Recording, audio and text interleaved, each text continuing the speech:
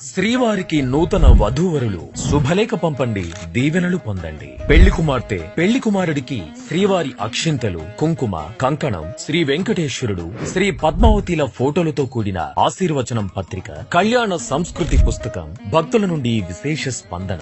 హైందవ సనాతన ధర్మంలో వివాహ బంధానికి ప్రత్యేకమైన స్థానం ఉంది.